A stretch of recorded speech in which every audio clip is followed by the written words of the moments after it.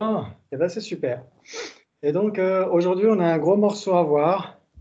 On a un morceau à voir, c'est la perception directe mentale. Quelqu'un aurait la définition, par exemple, à nous donner? Eh bien, Ça attaque fort de bon matin. Oui, exactement. direct, c'est libre de conceptualisation et Et non erroné. Déjà, déjà ça, c'est OK. Voilà, ça, c'est la libre de perception directe. conceptualisation. Et la condition souveraine, c'est le moment de conscience Et c'est le mental, Oui, la conscience. très bien. Excellent. Donc, en effet, ça fait partie des perceptions directes. La définition sotrantika d'une perception directe, c'est topa no deshima chueripa. C'est une perception qui est libre de conceptualisation et non erronée. Ouais, très bien. Et une perception directe valide, Nouvelle. On ajoute Nouvelle et infaillible. exactement, tout à fait. On peut rajouter nouvelle et infaillible, c'est ce que fait connaître l'esprit, c'est ce que fait Lati Rinpoche quand il commente un manuel d'épistémologie aussi. Et donc, il rajoute ces deux, en fait, qui dit que c'est libre de conceptualisation, non erroné, nouveau et infaillible. Mais chez Purbuchok, celui qu'on étudie en général à Serra et à Drepung Losolim aussi, Serra J et Drepung Losolim, il ne rajoute pas non erroné. non erroné. Ouais. Il dit juste une perception directe valide, c'est une cognition libre de conceptualisation, nouvelle et infaillible. Il n'y a pas non erronée. Parce que si elle est libre de conceptualisation et qu'elle est infaillible, elle est nécessairement non erronée. Ouais. Oui. Ok. Donc ça, c'est juste un petit détail. Et la dernière fois, j'avais fait une petite boulette par rapport à la définition donnée par les Prasangika. Ouais. J'avais fait une double boulette. La, la première boulette que Jordan a relevée, c'est qu'en effet, les Prasangika ne peuvent pas dire non erroné. Ouais.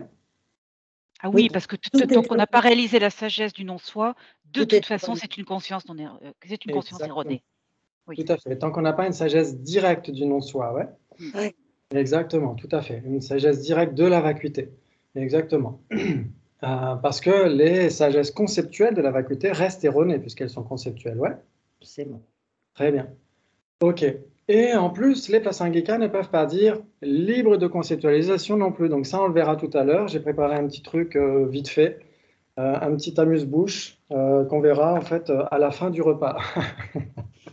Très bien par rapport à tout ça. Et on va essayer de reprendre ce que disait Geshe Dreyfus par rapport à tout ça. Donc j'ai apporté du matériel, j'ai apporté plusieurs ouvrages pour essayer de rappeler un petit peu ces points différents par rapport entre le Sotrantika et le Pasangika. Bien sûr que dans le texte qu'on est en train d'étudier, le Pasangika sera évoqué par la suite. Mais là, c'est juste pour nous présenter un petit peu les choses. Et ce qui est intéressant, c'est que, comme vous le savez déjà, n'importe quelle perception directe en particulier a besoin de 3 conditions Oui. pour être générée, qui sont par exemple La condition souveraine, l'objet et une conscience. Une conscience immédiatement précédente. Voilà. Voilà, exactement. Tout à fait. Donc si par exemple on prenait l'exemple d'une perception visuelle qui appréhende une table, la condition objectale, ce serait la table. La table. La condition souveraine ou dominante, on peut l'appeler comme ça aussi, la condition dominante, ce serait la faculté visuelle. Exactement. Et la condition antécédente, ce serait le moment de conscience immédiatement précédent. Voilà, génial, bravo, vous avez parfaitement compris. Ouais. Mais pour la perception mentale directe, imaginons qu'on prenne une perception mentale, ça va être expliqué dans la suite du texte, mais une perception mentale qui vient à la fin de ce continuum de perception visuelle. Oui. Vous avez un moment de perception mentale qui appréhende une table. La condition objectale, c'est quoi? Ça reste la table. Ça reste la table. Ça reste la table, ouais. C'est toujours la table qui est appréhendée par la perception mentale directe. Ouais, vous êtes d'accord? Oui. Très bien. Oui. Et la condition antécédente, ça reste? Le moment de conscience immédiatement précédent. Voilà, exactement. C'est nécessaire pour qu'on ait un continuum de conscience. Et la condition dominante, c'est quoi? La faculté mentale. C'est la faculté mentale. Et c'est quoi une faculté mentale? C'est une conscience. C'est une conscience. Une conscience. Ou un facteur mental, non? Oui, c'est une conscience. Et comme c'est la condition dominante de cette perception mentale, elle doit être au moment d'avant. Ouais. Donc ça veut dire qu'il n'y a pas de différence entre la condition dominante et la condition antécédente. Ça reste un moment de perception immédiatement antérieure. Voilà la fin. Oui. Voilà la feinte. Alors, comment c'est possible? Ça veut dire qu'il n'y a pas 3 conditions pour toutes les perceptions? Ça veut dire que pour la perception mentale directe, il n'y a que 2 conditions? Eh bien. Ça commence fort, hein, le matin. Merci. Non, mais attends, la condition mentale immédiatement précédente n'est pas la conscience mentale du moment, c'est T-1 était. Voilà, exactement. C'est le moment immédiatement antérieur, parce que c'est des conditions. Les conditions doivent préexister à leur effet, oui. Donc, c'est deux choses différentes quand même. Donc, c'est 2 choses différentes. Et donc, c'est quoi alors? C'est la conscience mentale immédiatement précédente et la faculté mentale du moment, T. Ah, la faculté mentale du moment T, ça veut dire que la condition dominante et son effet, la perception mentale directe, coexistent.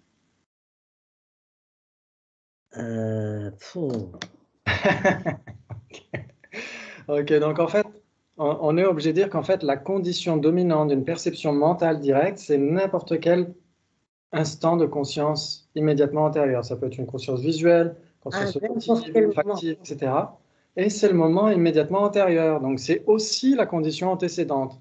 Sauf que du point de vue des conditions, ce sont des isolats différents. Elles sont distinguées conceptuellement. Mais du point de vue de l'objet, c'est la même entité, c'est le même instant de conscience. D'accord. Ouais. Ah non, j'ai pas compris. Donc ça veut dire qu'on a un instant de conscience qui va engendrer à l'instant d'après cette perception mentale directe. Oui. Cet instant de conscience, du point de vue de la condition dominante, ça va être appelé comme ça. Et du point de vue de la condition antécédente, ça va être appelé comme ça. Donc ça veut dire que c'est 2 désignations différentes, 2 isolats différents. Mais du point de vue de l'entité, c'est le même instant de conscience immédiatement antérieur. Non? Non, moi, j'y suis pas, mais je le ferai toute seule. Ça veut dire que c'est une entité, mais 2 isolats différents. C'est distingué conceptuellement, mais c'est une même entité substantielle. C'est 2 conditions. Ça veut dire que c'est le même instant de conscience immédiatement antérieur, et comme n'importe quelle conscience doit avoir 3 conditions, on doit dire que ce moment immédiatement antérieur, du point de vue de la cause substantielle, on l'appelle moment condition antécédente, et du point de vue de la condition dominante ou souveraine, on doit l'appeler comme ça aussi, c'est-à-dire qu'on l'appelle de 2 trucs différents. Mais pourquoi la condition souveraine, c'est le moment de conscience immédiatement précédent?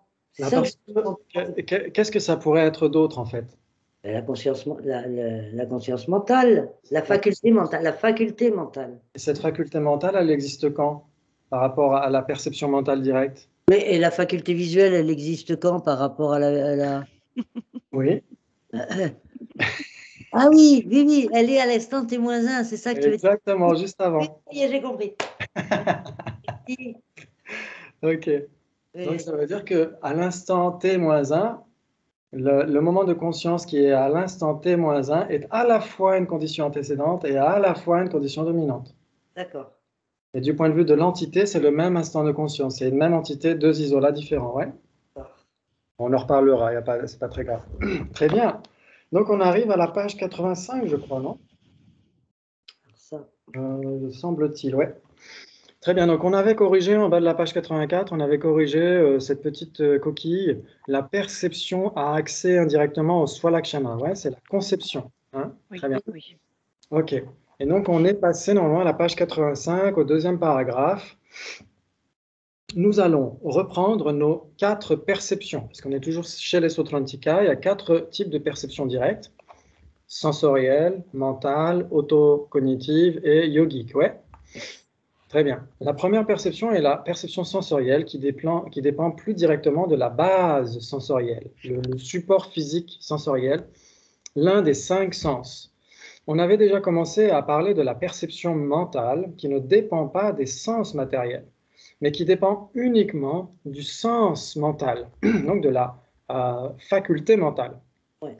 Et donc, il avait dit que cette perception est expliquée par Acharya Dignaga très brièvement et un peu plus longuement par Acharya Dharmakirti.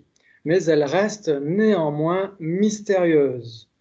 Une des interprétations de cette perception mentale est qu'elle est un très bref moment qui se produit à la fin des perceptions sensorielles, mais qui n'a en lui-même aucune fonction et qui ne peut donc pas être inféré par la force du raisonnement.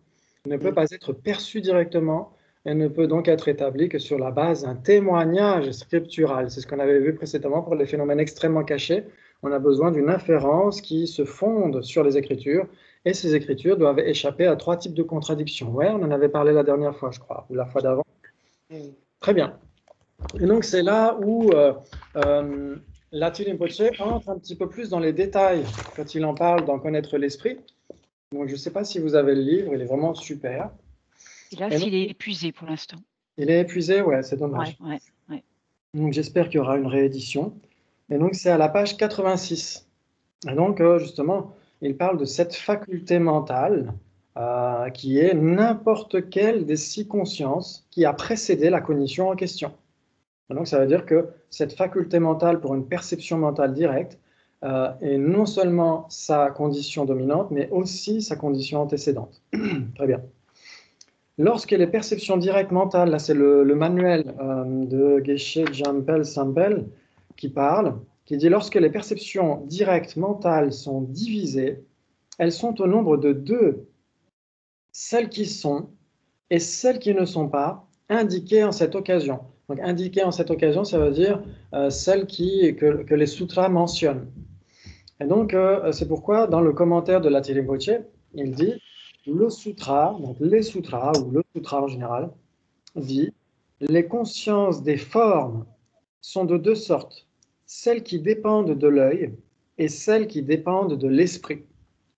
Donc ça veut dire les consciences qui appréhendent des formes visuelles, formes auditives, formes olfactives, etc., sont de 2 sortes, celles qui dépendent de l'œil, donc faculté visuelle, donc conscience visuelle, conscience auditive, olfactive, etc., et celles qui dépendent de l'esprit.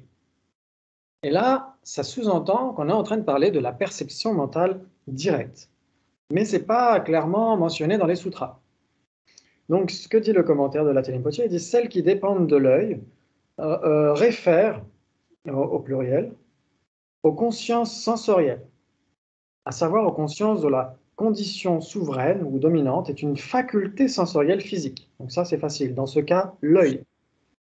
Celles qui dépendent de l'esprit réfèrent aux consciences mentales, à savoir aux perceptions mentales directes dont la condition souveraine est une faculté mentale, à savoir, dans le cas présent, un moment précédent de perception directe sensorielle qui l'a entraîné. D'accord. Donc ça peut être un moment de perception directe qui a entraîné ensuite cette perception mentale directe. Donc c'est ce qui est interprété chez les Gelugpa de cette manière-là, mais pas nécessairement de manière parfaitement unanime. Très bien. Le fondement pour la division des perceptions directes en celles qui sont et celles qui ne sont pas indiquées en cette occasion est la partie du sutra indiquant celles qui dépendent de l'esprit.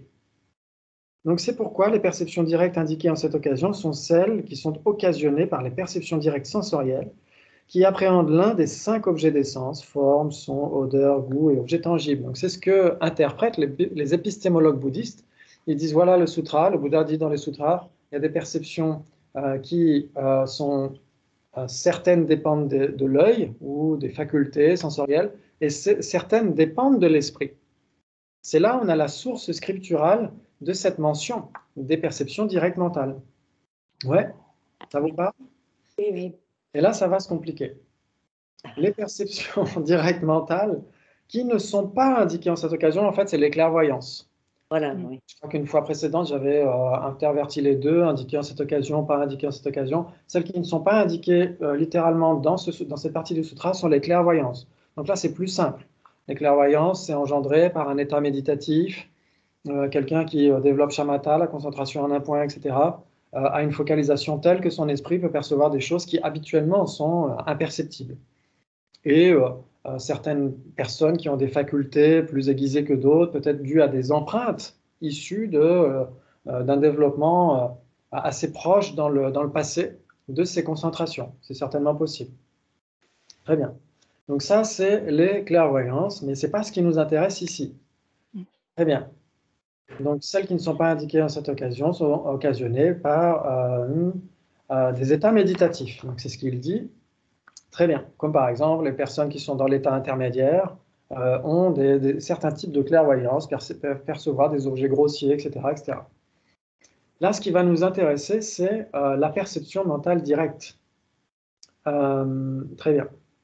Donc, il dit la définition d'une perception directe mentale indiquée en cette occasion est une hétérocognition non conceptuelle, non erronée, indiquée en cette occasion, produite en dépendance de sa propre condition souveraine non commune, une faculté mentale.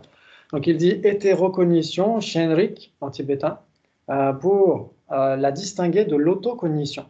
Donc, c'est juste pour ça qu'il dit ça. Parce que l'autocognition, elle n'est pas sensorielle. Non.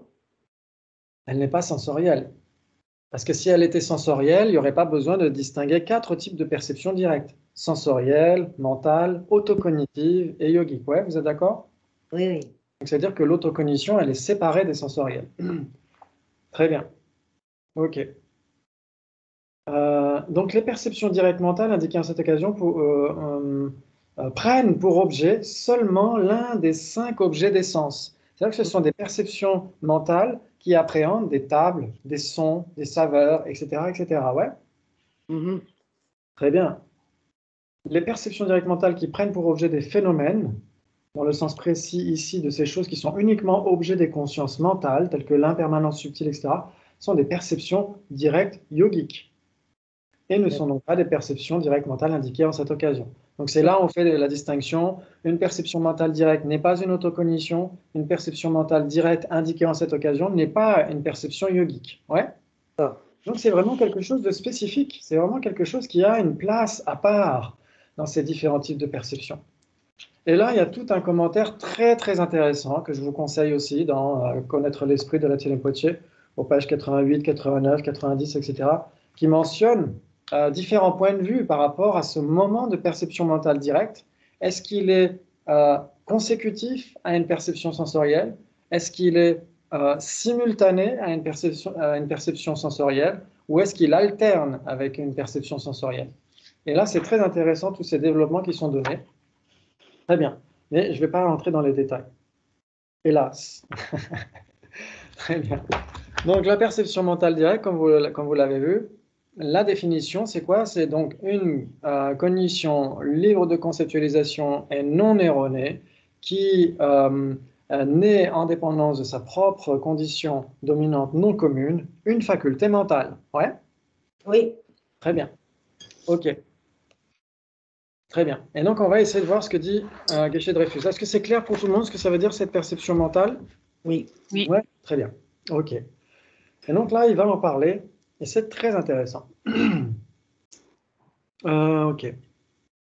Très bien. Donc, on est toujours dans le deuxième paragraphe de la page 85. Il dit « Une des interprétations de cette perception mentale est qu'elle est un très bref moment qui se produit à la fin des perceptions sensorielles. » Donc ça, c'est l'interprétation générale Gelugpa, les personnes qui suivent plutôt Gyaltsabje.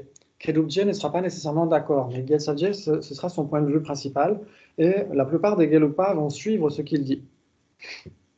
Donc un très bref moment à l'issue d'un moment de perception sensorielle, mais qui n'a en lui-même aucune fonction et qui ne peut donc pas être inféré par la force du raisonnement, etc. Donc ça n'a aucune fonction. On se posait la question, mais à quoi ça sert si ça n'a aucune fonction? À quoi ça sert? Et donc on va voir à quoi ça sert dans les pages qui suivent. Donc c'est une idée émise par un maître nommé Dharmotara. On avait déjà vu ce maître, donc c'est pas Dharmotra mais Dharmotara, pour expliquer certains passages donnés par Acharya Dharmakirti. Très bien.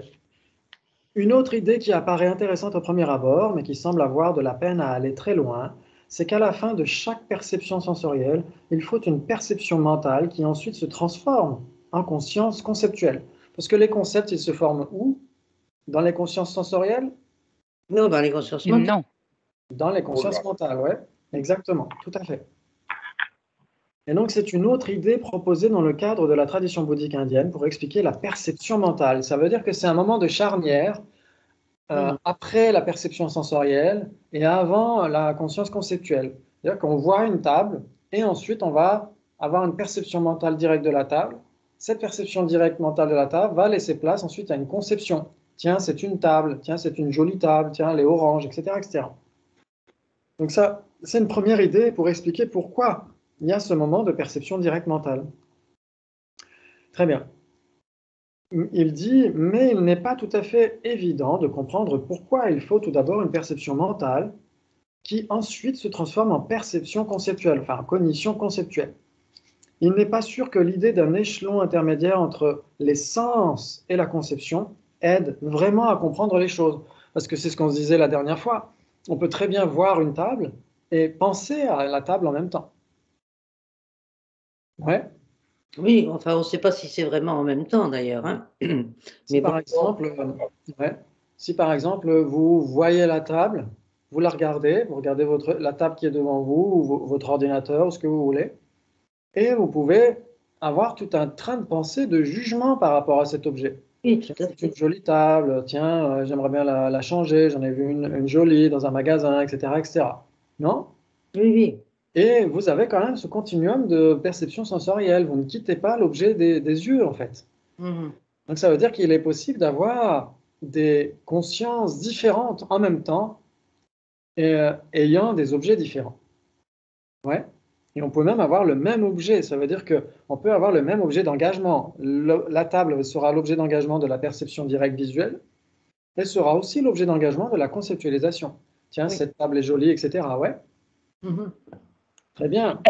Est-ce que Tinpa, on peut dire qu'à partir du moment où on était donc en train de regarder la table, donc conscience visuelle, et après on commence à démarrer tout un discours dans son cerveau en disant « Ah, elle est jolie là », est-ce que du coup la conscience visuelle devient inattentive? Alors elle pourrait l'être. Elle pourrait l'être en fonction de la puissance du raisonnement, en fait. Si ça pourrait être le jugement lui-même qui pourrait être inattentif. D'ailleurs, la plupart du temps, ça peut être comme ça. On zappe complètement le fait qu'on juge les choses, les gens, etc., etc. Donc ça peut être le jugement lui-même qui soit inattentif, ou ça peut être la conscience visuelle si vraiment on est en train de penser à cette magnifique table qu'on a en face de nous, etc. Et on l'imagine dans notre salon, tiens, elle irait bien dans mon salon, etc., etc. Et en effet, on pourrait tout à fait faire en sorte que la conscience visuelle devienne inattentive. Ouais. Exactement. Parce qu'en fait, ce qui fait l'importance est-ce qu'on a une perception directe qui certifie son objet ou est-ce qu'elle est inattentive, c'est l'engagement mental, l'application mentale. Et donc cette application mentale qui fait partie des facteurs mentaux omniprésents peut être plutôt dirigée vers, peut être plus forte dans une autre conscience. Ouais. C'est comme ça d'ailleurs que dans les tantras, ils expliquent que, en effet, les perceptions sensorielles peuvent être surpassées d'un certain point de vue, peuvent être bloquées d'un certain point de vue par la visualisation. Parce que la visualisation, c'est une conscience mentale qui va transformer les choses, la perception des choses, etc. Et donc, nos perceptions sensorielles peuvent être temporairement bloquées par cette visualisation. Ouais. Et donc, elles deviennent inattentives dans ce cas-là. Ouais. Donc, c'est intéressant. C'est intéressant de voir comment est-ce que notre esprit peut osciller entre un objet, puis un autre objet, etc. Ça peut même être le même objet, mais avec deux modes d'opération différents, direct ou indirect, etc. Ouais. C'est intéressant. Très bien. Donc là, c'est l'une des raisons qui dirait qu'on aurait besoin de cette perception mentale directe à l'issue d'une perception sensorielle, c'est pour ensuite permettre la conceptualisation. Mais comme on l'a vu, on peut penser à un objet pendant qu'on le voit. Et on peut même ne pas nécessairement penser à cet objet pendant qu'on le voit. Et même pas nécessairement tout de suite après. On peut voir cette table, par exemple, si vous êtes dans un train, par exemple, vous regardez le paysage, vous voyez un arbre, puis un buisson, puis un talus, etc., etc. Vous ne pensez pas nécessairement à chacun de ces objets. Vous pouvez tout simplement avoir une perception visuelle suivie par une autre, etc. Ouais. Ouais. Donc ça veut dire qu'on n'a pas nécessairement besoin non plus de ce moment charnière de perception mentale directe, puisqu'il n'y a pas de conceptualisation dans ce cas-là. Ça passe trop vite pour qu'on ait le temps de penser à ce truc-là, des fois. Mhm. Très bien, très bien, très bien. Donc ça veut dire qu'il y a des contre-arguments pour dire que cette perception mentale directe serait le moment charnière entre une perception sensorielle et une conception, une conceptualisation. Très bien. Donc on va avoir des éléments de réponse à la page suivante, page 86. Très bien. Donc il dit, maintenant, comme je vous l'ai dit, il y a un aspect de la perception mentale qui est tout à fait admis sans problème. C'est le genre de perception mentale qui résulte d'un développement méditatif, comme dans le cadre des perceptions extraordinaires. Donc les clairvoyances, ça c'est communément accepté dans la tradition bouddhiste. Les clairvoyances existent et elles sont généralement issues d'un entraînement méditatif à la focalisation en un point. Très bien.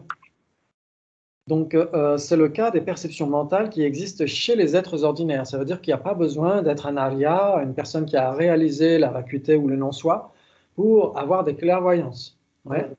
Ça veut dire qu'il n'y a pas besoin même d'être bouddhiste pour avoir des clairvoyances. Par exemple, dans les traditions hindoues, il y a de nombreuses descriptions de ces samadhis, de ces concentrations, etc. Et on peut très bien développer les clairvoyances sans être bouddhiste, sans avoir une réalisation de la réalité, etc. Et donc, c'est le cas chez les êtres ordinaires. Très bien. Ce n'est donc pas un cadre de perception yogique. C'est-à-dire que ces clairvoyances ne sont pas des perceptions yogiques. Ouais. Mhm. En fait, le problème est d'expliquer pourquoi Dignaga a parlé de perception mentale suivant les perceptions sensorielles. La vraie explication, je crois, est donnée par Acharya Chandrakirti, car il y a en effet dans les Écritures des passages qui parlent de perception mentale des objets matériels. Ils disent que la perception des objets, de la forme par exemple, est de deux sortes, celle qui dépend de l'œil et celle qui dépend de l'esprit, ce qu'on a évoqué avec la Tirinpoche, ouais? Ouais. Très bien. La perception de la forme par le mental est le genre de passage des Écritures que Dignaga a essayé d'expliquer. Donc c'est ce qu'on disait tout à l'heure, les épistémologues bouddhistes ont essayé d'interpréter ce que dit le Bouddha dans les sutras. Le problème est qu'il s'est enfermé dans une impasse en affirmant que la perception est non conceptuelle. C'est ce qu'il dit dans le Pramana Samuccaya, il dit Topa Dangen Sumo, la perception directe est libre de conceptualisation. Et là, il n'en démordra pas.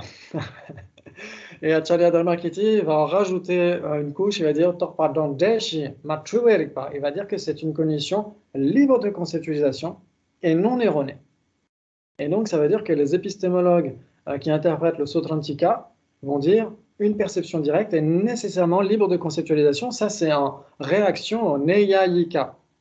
Parce que les Neyayika disent qu'on peut avoir des perceptions conceptuelles. On peut avoir des perceptions qui déterminent conceptuellement leur objet. Une perception visuelle qui va dire cette table est jolie. Et là, ça pose question. Là, ça pose question, c'est pourquoi les bouddhistes vont dire non, c'est impossible qu'une perception directe, au début, ils vont tous dire ça. Les prasangikas vont avoir une autre vision des choses, mais au niveau de la perception sensorielle, là oui, même les prasangikas seront d'accord, une perception sensorielle est nécessairement libre de conceptualisation. Ouais. Oui, oui. Mais pour les prasangikas, une perception directe n'est pas nécessairement libre de conceptualisation. Pour les Sotrantika, ouais, les Sotrantika, une perception directe est nécessairement libre de conceptualisation. Donc c'est en réaction au Neyayika, en fait, c'est un débat entre les hindous et les bouddhistes. Très bien. Ok. Donc pour Chandrakirti, la différence entre perception et ce qui n'est pas perception n'est pas une différence entre ce qui est conceptuel et ce qui ne l'est pas. Vous vous rappelez que chez Dignaga, c'est-à-dire chez les Sotrantika qui suivent le raisonnement, la perception est établie comme le genre de conscience qui n'est pas conception, qui est libre de conceptualisation, et ensuite qui n'est pas erronée. Donc ils établissent la perception par la non-conceptualisation. Et donc Acharya Chandrakirti, lui, ne dit pas ça. Lui, il dit, je vais vous montrer un bref passage. Qui se trouve dans un texte sur les écoles philosophiques qui est très intéressant. Il n'y a pas grand-chose, mais le peu qu'il y a est intéressant. Perception directe. Voilà. Ok. Très bien. Et donc, normalement, vous devriez voir Ouais. Marqué là. Je vais mettre en plus grand.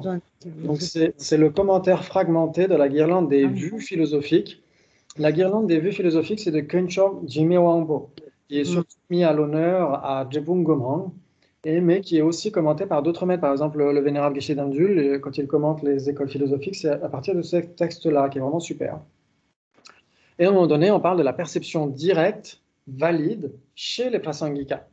Et donc, il dit littéralement, il dit la perception directe n'a pas besoin d'être libre de conceptualisation, en ce sens qu'il est accepté que la perception directe est, que la perception directe est simplement infaillible au regard de son objet compris du mode d'appréhension, directement perçu, sans dépendre d'une raison.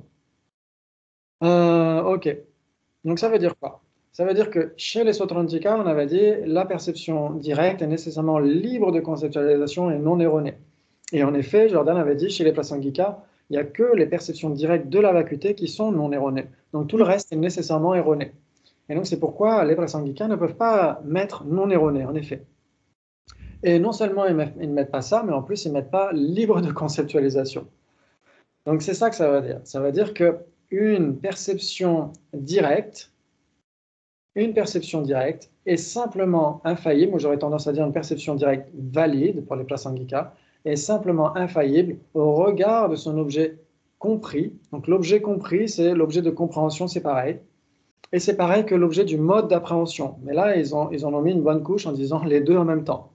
Donc l'objet de compréhension, l'objet du mode d'appréhension, normalement, c'est équivalent. Ouais.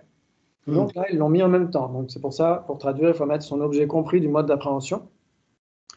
Indirectement perçu. Pourquoi? Parce que chez les Prasangika, Monsum ou Pratyaksha en sanskrit, ce n'est pas nécessairement la perception elle-même, ça peut être l'objet de cette perception. C'est-à-dire qu'un objet est littéralement une perception directe, un objet en face de nous, est un Pratyaksha, est un phénomène directement perçu. Et pour les autres écoles, ça va être uniquement le possesseur d'objet quand on parle de perception directe, quand on parle de Pratyaksha. Donc c'est juste une distinction ici chez les Prasangika. Donc son objet perçu, c'est son objet du mode d'appréhension, et cette cognition est simplement infaillible au regard de cet objet, sans dépendre d'une raison, sans dépendre d'un raisonnement. Ouais. Donc ça veut dire que... Est-ce que ça veut dire, Tinpa, que est sous-entendu le fait que soit on fait l'expérience de l'objet, soit on ne le fait pas? Pardon? On peut faire l'expérience de l'objet, mais ça peut être une expérience qui serait distordue. Ouais. Ça veut dire que, par exemple, pour les Prasangika, par exemple, quand on fait l'expérience d'une table, cette expérience est réelle. On a une expérience de cette table, mais cette expérience est distordue parce qu'il y a toujours l'apparence d'existence inhérente. Ah oui, d'accord. Ouais. Donc il y a cette distorsion. C'est pourquoi, pour les êtres ordinaires, toutes les consciences sont nécessairement erronées. Ouais. Donc mais malgré tout, il y a l'expérience de cette table. Ça veut dire que pour les Prasangika, on a quand même une perception directe valide au regard de l'objet de compréhension, au regard de la simple table. Ouais. C'est-à-dire que cette table apparaît comme n'étant pas une simple table, elle apparaît comme étant une table inhérente. Oui. La perception directe, donc ça veut dire, est erronée au regard de cela, mais elle est valide au regard de la simple table. Ouais. Oui. Ça veut dire qu'elle est simplement infaillible au regard de son objet du mode d'appréhension, sans dépendre d'une raison. Ça veut dire qu'elle ne dépend pas d'une raison. On pourrait dire qu'elle ne dépend pas directement d'une raison. Là, on pourrait débattre par rapport à cette définition. On pourrait dire que, par exemple, si vous raisonnez par rapport à la vacuité chez les Prasangika, vous raisonnez, vous analysez la vacuité, etc., vous avez une inférence sur la vacuité. Ça, c'est une cognition valide inférentielle, on est d'accord. Ensuite, vous allez méditer sur cette conclusion, que vous êtes vide d'existence inhérente, que la table est vide d'existence inhérente, etc. Vous allez méditer sur cette conclusion. Cette méditation, c'est une cognition subséquente. C'est une cognition subséquente qui est dans le même train que la cognition inférentielle. Elle suit la cognition inférentielle. Donc, elle est toujours conceptuelle, c'est une cognition subséquente. Les Prasangika vont dire c'est une cognition valide, directe. Et pourtant, elle dépend d'une raison, mais elle dépend d'une raison, elle dépend indirectement d'une raison. Ouais. Ça veut dire qu'elle n'est pas issue, par exemple, le second moment, vous avez d'abord cette inférence sur la vacuité. Cette inférence sur la vacuité, ok, vous comprenez, je suis vide d'existence inhérente parce que je dépends de plein de choses, etc. Et donc là, c'est une cognition inférentielle. Là, on ne peut pas la qualifier de perception directe valide. Ce n'est pas possible. C'est une cognition inférentielle valide. Par contre, au second moment, vous ne raisonnez plus. Au second moment, vous restez sur la conclusion. Ce second moment devient une cognition subséquente. C'est conceptuel, c'est subséquent, mais pour les Prasangika, ça reste direct. Pourquoi? Parce que ça ne dépend plus d'une raison. C'était la cognition inférentielle qui dépendait d'une raison. Mais la cognition subséquente, elle ne dépend plus directement, on va dire, d'une raison. Et donc, c'est une perception directe valide, même si elle est conceptuelle et même si elle est subséquente. Ouais. Donc ça, on aura le temps d'en reparler. C'est juste pour que vous donniez quelques morceaux à grignoter en attendant qu'on arrive chez les Prasangika. Et ça explique ce passage de Geshe-Dreyfus. Donc on en reparlera. On aura le temps d'en reparler. Et ok. Et donc ça va expliquer ce passage très important que je trouve l'un des plus importants de ce livre-là. C'est pour ça que ça mérite qu'on y passe du temps. Ok. Donc ils établissent la perception par la non-conceptualisation, ça c'était les Sautrantika. Cela est important pour eux car ils veulent prouver que perception exclut conception, que ce sont deux domaines totalement inconciliables. Bien sûr qu'il y a des passerelles entre les deux, mais c'est antinomique. Ça veut dire que soit c'est une perception et c'est libre de conceptualisation, soit c'est conceptuel et ça ne peut pas être une perception. Ouais. Et ça, c'est les Sautrantika. Ça, c'est vraiment les deux domaines de la structure de Sautrantika. Très bien. Ok. Donc, pourquoi est-ce que ça s'exclut mutuellement? Parce que si perception inclut conception, perception étant non erronée, on aurait alors des conceptions non erronées. Et oui, ça, c'est à cause de leur définition. Exactement. C'est à cause de leur définition. Ça veut dire que pour les Neyayika, et s'ils disent il y a une table en face de soi, ok, et il y a une table orange en face de soi, ça veut dire que notre perception pour les Neyayika, pour les non-bouddhistes, cette école non-bouddhiste, va dire ok, dès l'instant où il y a une distinction, il y a deux phénomènes qui sont là. Il y a une surpopulation de phénomènes chez les Neyayika. C'est-à-dire qu'il y aurait cette table orange qui est jolie, cette table orange qui est jolie, qui irait bien dans mon salon, etc. etc. C'est-à-dire qu'il y a tous ces phénomènes qui sont réels là. Et Dharmakirti et Dignaga arrivent en disant non, ce qui est l'objet de vos conceptions, la table orange, la table qui est jolie, qui irait bien dans mon salon, etc., ce sont simplement des distinctions conceptuelles. Ce ne sont pas des distinctions du point de vue de l'entité de l'objet. Et donc, comme ce sont des distinctions conceptuelles, leurs objets sont irréels. Ouais. Ouais. Ce sont des généralités, voire même des phénomènes généralement caractérisés. Ce sont des existants fantomatiques. Ce qui existe vraiment, c'est simplement la table. C'est ce que va dire au début, dans sa première lecture, Acharya Dharmakirti. Et donc, pour contrer les Neyayika, parce que lui, il a une parcimonie ontologique. C'est-à-dire qu'il va dire non, ce qui existe réellement, c'est juste les impermanents, les swalakshana, les briques constitutives de l'univers. Les permanents existent, mais sont des sous-existants, sont des fantomatiques. Et donc, c'est pour contrer les Neyayika. Ouais, vous voyez le raisonnement? Oui. C'est super, excellent. Et donc, si on acceptait ce que disent les Neyayika, ça veut dire que, vu qu'une perception est nécessairement non erronée, si elle était conceptuelle, ce serait non erroné, et donc les objets conceptuellement distingués seraient réels. Cette table orange, cette table qui n'est pas rouge, cette table qui irait bien dans mon salon, etc., ce seraient des objets réels. Et donc, il y aurait une surpopulation de phénomènes. Et donc, c'est pourquoi les épistémologues comme Dignaga et Dharmakirti disent non, une perception est libre de conceptualisation. Elle est non erronée, on est d'accord, mais elle est libre de conceptualisation. Ça veut dire que c'est le domaine uniquement des réels, des swalakshana, des impermanents, etc. Ouais? Ouais. Excellent, excellent. Très bien. Donc parce que si la perception incluait la perception étant non erronée, on aurait alors des conceptions non erronées, et donc leurs objets seraient des phénomènes réels. Or, de quoi s'agirait-il là? De ce que les Neyayika appellent perception conceptuelle. La perception qui juge ceci est un micro. Ceci, quand on dit ceci est un micro, ceci qu'on désigne, c'est bien l'objet en tant que tel, c'est bien le micro lui-même. Et quand on dit est un micro, là, comment dire, on inclut ceci dans la généralité micro. Et donc, la généralité micro, pour les Neyayika, devient réelle. Elle devient réelle et elle est comme un phénomène séparé du micro tout en étant immanent au micro. C'est ce que les Neyayika ont comme catégorie. Ils ont 6 padartha, ils ont 6 catégories. Ils ont les généralités, les instances, l'immanence, etc., etc. Et donc, ça veut dire que pour eux, quand on dit ceci est un micro, vous avez ceci qui est réel, micro est réel et séparé, d'un certain point de vue, séparé de micro, tout en l'imprégnant, tout en étant immanent en micro. Ouais. Et chez les bouddhistes, ça pose question. Comment est-ce qu'on pourrait avoir un micro séparé des micros tout en instansifiant ces micros? Ça veut dire que, par exemple, de nos jours, les dinosaures n'existent plus, la généralité dinosaure continuerait d'exister, puisqu'elle est séparée de ces instances. Ouais. Et donc, nous, chez les bouddhistes, c'est ce qu'on dit. On dit non, c'est pas possible. La généralité n'existe pas en deçà de ces instances. Elle est désignée en dépendance des instances qu'elle imprègne. Ouais.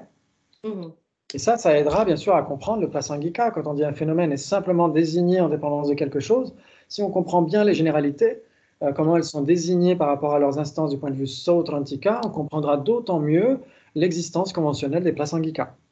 Ouais. Parfait, parfait, parfait. Ok. Donc, de quoi s'agit-il? Ok, donc ça on l'a dit. Ceci est le particulier et le micro est l'universel, le général, la généralité. Donc, si on admet le genre de perception conceptuelle qu'ont les Neyayika, on devrait admettre la réalité des universels. Et ça c'est le croque-mitaine de Dharmakirti. Les universels ne sont pas réels, ce sont des fictions utiles, simplement. Des fictions utiles, mais ce n'est pas vraiment réel. Et c'est ce que Dharmakirti veut éviter, en effet. Il veut nier la réalité des universels tout en gardant la réalité du micro, ou la réalité du swalakshana, ceci. Donc, ceci est réel, mais le micro, en tant que concept général, n'est pas réel. Et pour affirmer cela, Dharmakirti dit que la perception est uniquement non conceptuelle, et que ce que les Neyayika croient être perception est en fait une conception qui est déjà erronée parce qu'elle est conception. C'est-à-dire que c'est le lot immanquable des conceptions, c'est d'être erroné puisqu'elles se trompent à l'égard de l'objet apparent. Ouais.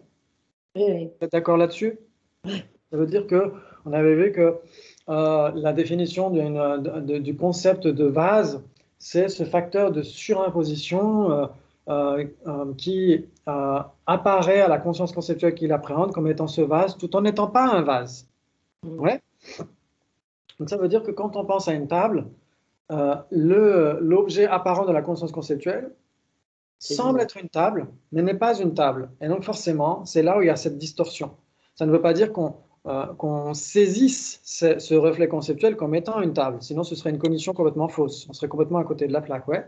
Donc on ne saisit pas nécessairement le reflet conceptuel comme étant la table, heureusement. Mais malgré tout, le reflet conceptuel continue d'apparaître comme étant une table. Et ça, on n'y peut rien. Dans les consciences conceptuelles, c'est comme ça. C'est leur lot. Donc elles sont nécessairement erronées. Ouais. Oui. Ça vous parle? Oui. Très bien. Donc, comme on a dit, une conscience conceptuelle, on va débattre un petit peu.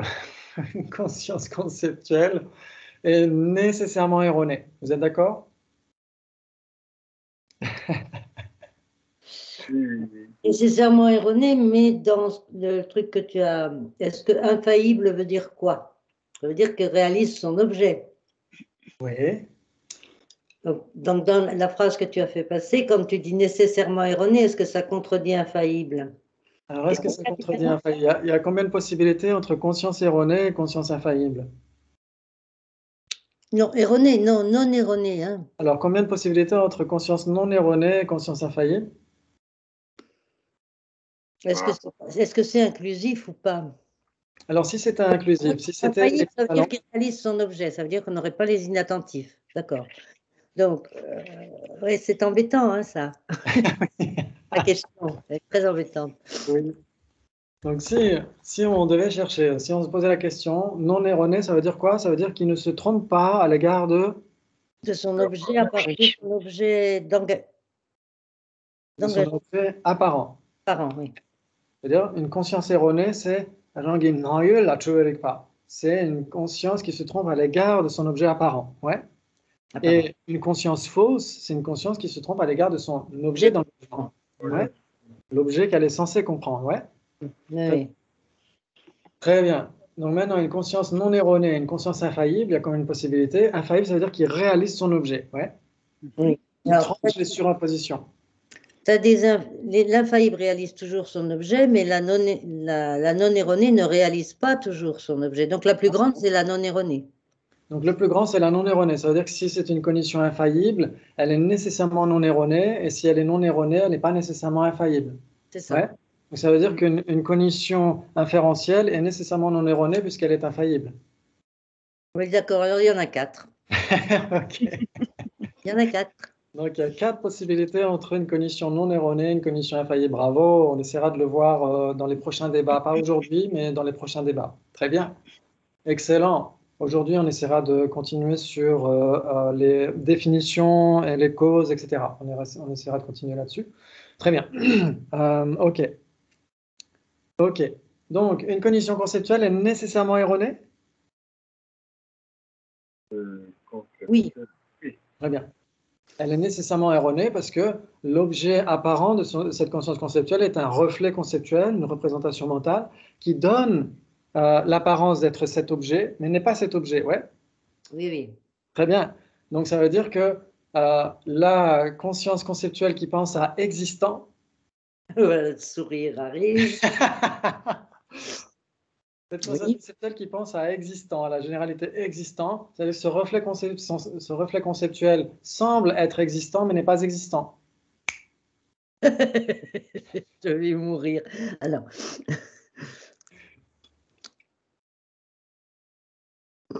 qu'il pense à existant. Eh bien, quelle est la question? Une conscience conceptuelle qui pense à existant, elle est quoi? Elle est erronée. Elle est erronée. Donc, si elle est erronée, ça veut dire que le reflet conceptuel, donc la généralité de sens, d'existence, semble être existant, mais n'est pas existant. N'existe pas. Ben non. Donc, on ne peut pas penser à existant. Comment?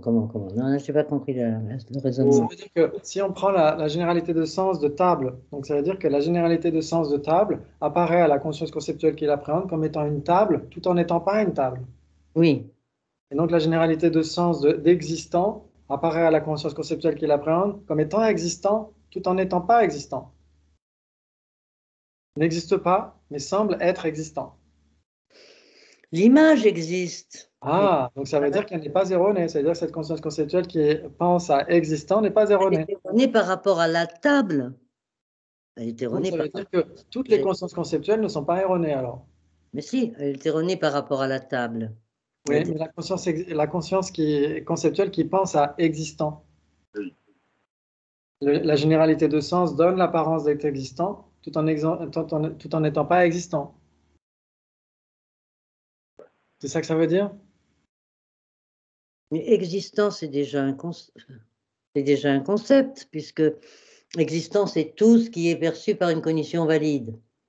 Ouais, Donc c'est déjà un concept, cette généralité. très bien. Et donc, cette généralité existe ou pas?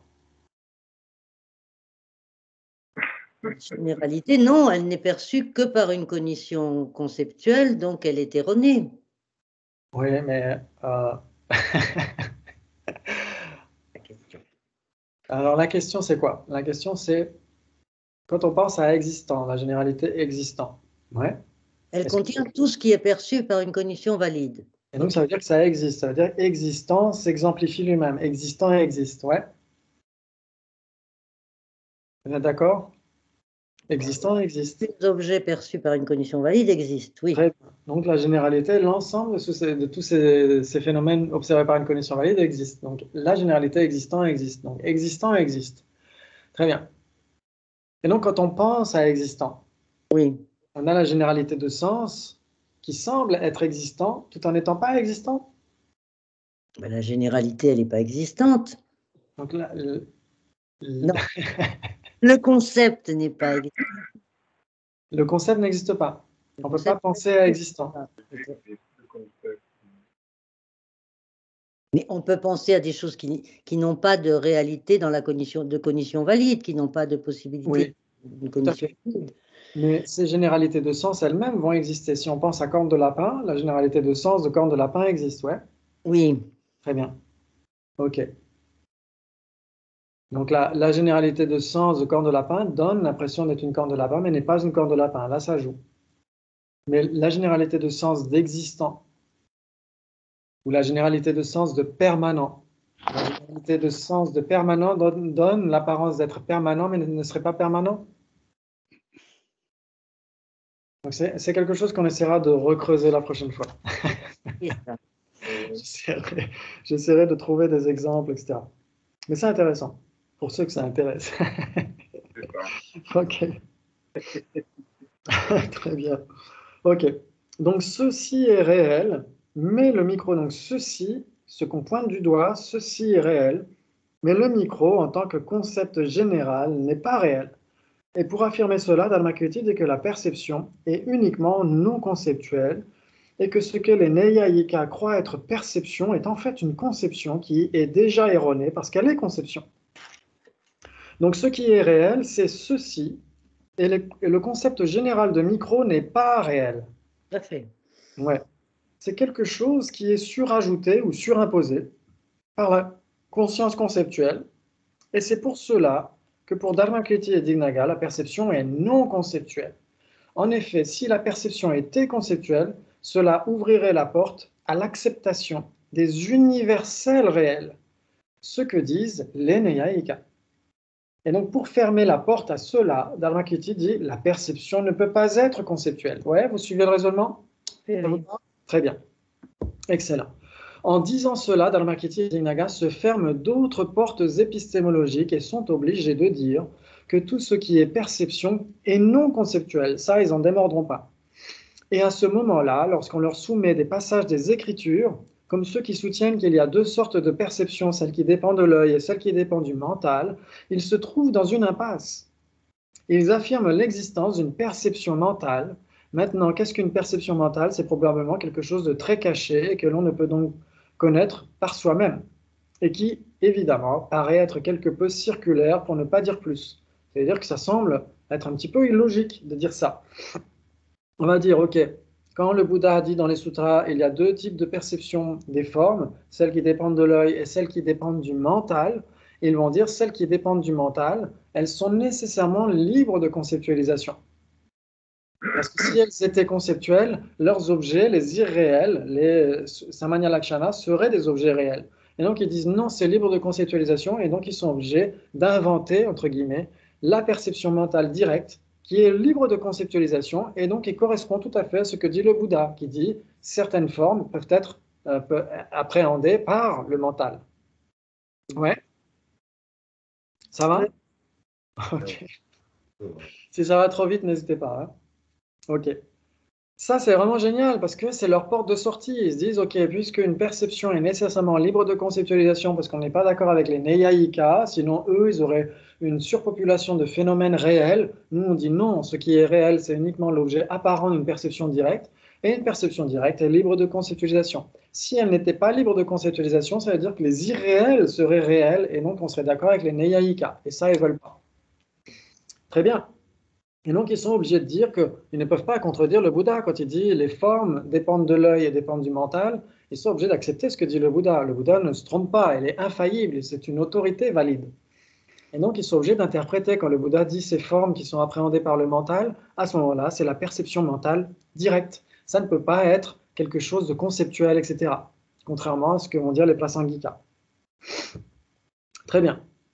Ok, mais il faut bien comprendre pourquoi ils font cela. La raison est qu'ils veulent fermer la porte à la thèse Nyaya de la réalité des universels. Ce qui existe est le particulier, le swalakshana. C'est l'impermanent. C'est ce qui change de moment en moment.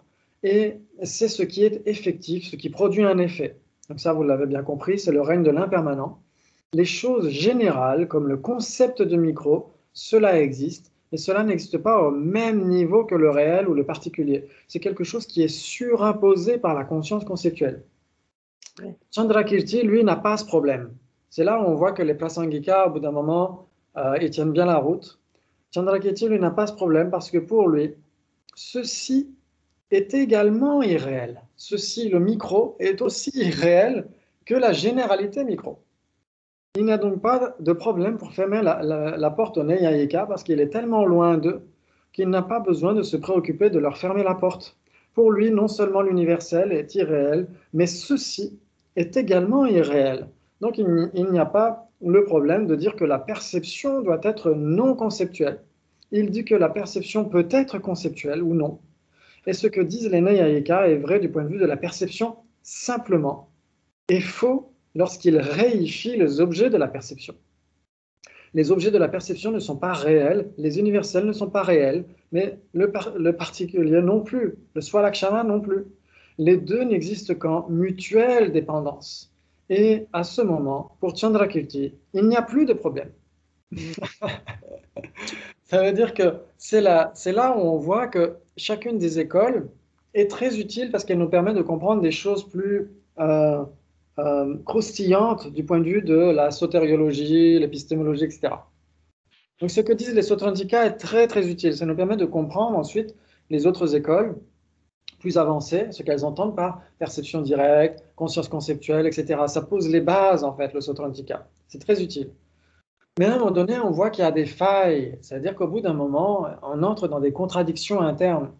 C'est-à-dire que si on dit qu'une perception est libre de conceptualisation, nécessairement libre de conceptualisation, à ce moment-là, qu'en est-il de ces passages dans lesquels le Bouddha dit les formes peuvent dépendre de l'œil, mais peuvent dépendre aussi de l'esprit.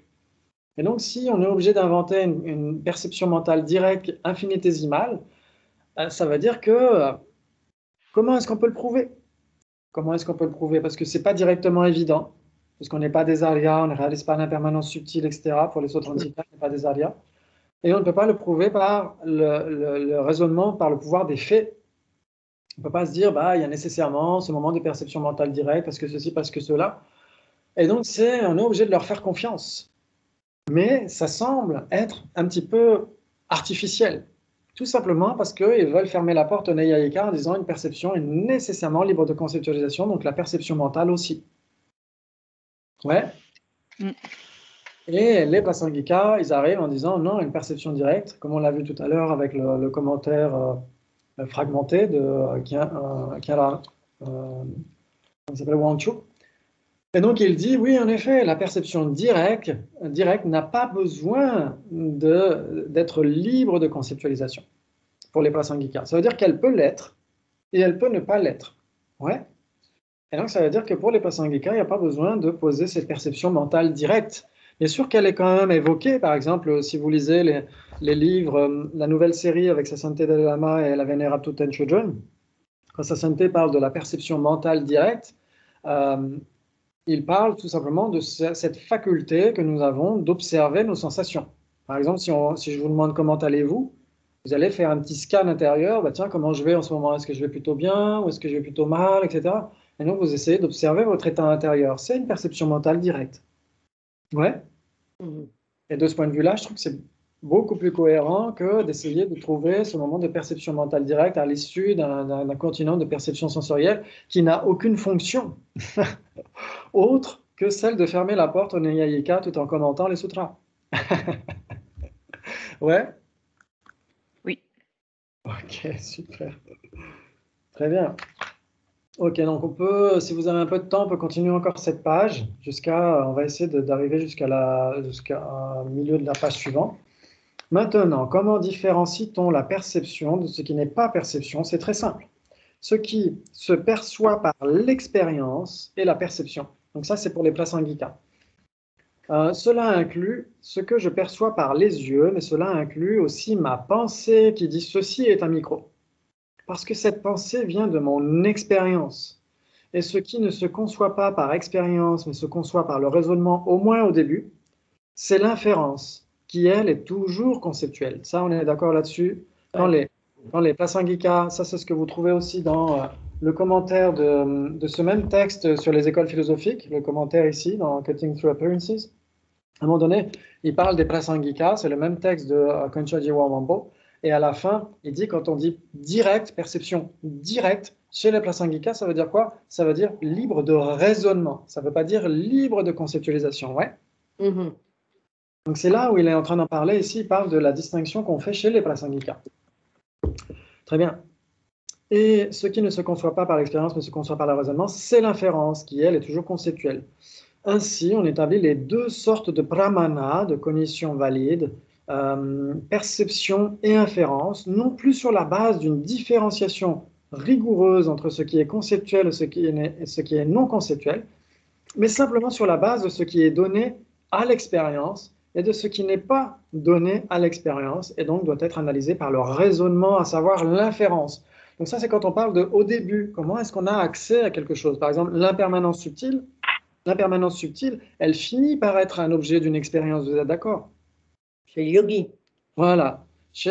Pour les perceptions yogiques, c'est un objet d'une expérience directe, mais il aura fallu de toute façon passer par une inférence au début. Et donc, ça veut dire que l'impermanence subtile reste un phénomène caché. Pourquoi? Pour les Prasangika, parce qu'au début, on aura eu besoin d'une inférence pour y avoir accès. Même si à un moment donné, on a une perception directe, parce qu'un Bouddha a nécessairement que des perceptions directes. Et donc, ça veut dire que si on prend le point de vue d'un Bouddha, ça voudrait dire que tout ce qui existe est nécessairement un phénomène évident. Mais ce n'est pas le cas. Même pour le Bouddha, l'impermanence subtile est un phénomène caché. Pourquoi? Parce que le Bouddha, avant d'être un Bouddha, il a eu des inférences pour certifier l'impermanence subtile. Ouais? Et donc l'impermanence continue d'être un phénomène caché à ce titre-là, même si on peut, au bout d'un moment, en avoir une expérience directe. Ça parle à tout le monde? Ouais, super, bravo. Excellent, excellent. Ok. Donc, je pense qu'on a terminé le point essentiel. On peut juste lire ce dernier passage. J'espère que vous comprenez un peu la logique de ce genre de position. C'est ce genre de raisonnement, ce genre d'éducation qui fait le gros de l'enseignement Gelugpa lorsqu'il est traité de Dharmakritti et Dignaga. Dans le curriculum Gelugpa, la plupart des moines étudiaient la logique et l'épistémologie pendant 2 mois chaque année. C'est ce genre de compréhension qui est développé au cours de ces études. Et vous comprenez sans doute pourquoi l'étude de Dharmakritti et Dignaga sur la question de la perception mentale est difficile et pourquoi elle paraît artificielle. L'adoption de la perception comme non conceptuelle a une raison qui n'a rien à voir avec cela. Mais lorsque c'est fait, à ce moment-là, cela limite la liberté d'étendre la perception à ce qui n'est pas strictement du contact direct entre l'objet et l'essence. C'est donc pour cela que lorsqu'ils sont confrontés à ce genre de passage qui dit que la perception de la forme dépend de l'œil et du mental, ils sont obligés d'affirmer quelque chose qui paraît pour le moins artificiel. On doit toujours payer le prix. Rien n'arrive sans payer dans ce domaine comme dans les autres. Excellent, excellent. J'adore sa façon de parler de tout ça. C'est très honnête. Parce que c'est vrai, quand on étudie les écoles philosophiques ou l'ORIC, les cognitions et les consciences, il n'y a pas toujours ces mentions-là. Ça veut dire qu'on nous donne blablabla, tout le grand A, petit B, petit C, etc., sans nécessairement nous donner l'envers du décor. Et lui, il ose le faire. Je trouve ça très, très utile, très intéressant. En tout cas, merci beaucoup. Et donc, on pourra reprendre vendredi prochain, si vous voulez. On pourra reprendre toutes les semaines jusqu'aux vacances de fin d'année, si c'est OK pour vous. Et on essaiera de continuer. Oui, En tout cas, merci beaucoup. Bravo. Merci, merci beaucoup. Merci Chilpa, merci. Merci, avec grand plaisir. Et à 15h, ceux qui suivent le débat. Ciao, merci.